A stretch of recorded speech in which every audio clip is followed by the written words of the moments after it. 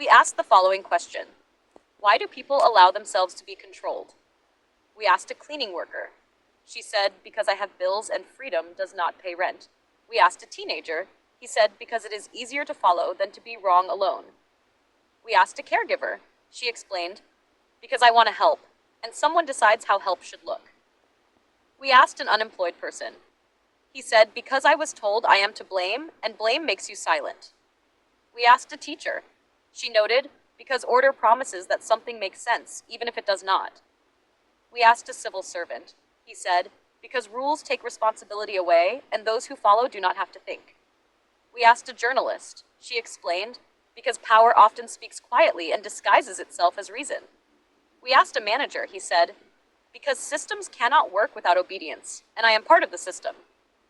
We asked a politician. He said, because leadership only exists if someone wants to be led. We asked a police officer. He noted, because security is more important than freedom, at least that is what we say. We asked an artist.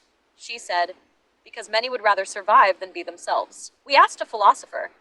He explained, because control begins first in the mind and only later in the body. We asked an older person. She said, because one becomes tired, and tiredness is the quietest form of obedience. We asked a child. He said, because the grown-ups say so. Finally, we asked an anonymous voice. It said, perhaps people allow themselves to be controlled because no one ever showed them what freedom sounds like when it does not scream. What do you think? Write your thoughts in the comments under the video. The box there is where you can share your ideas.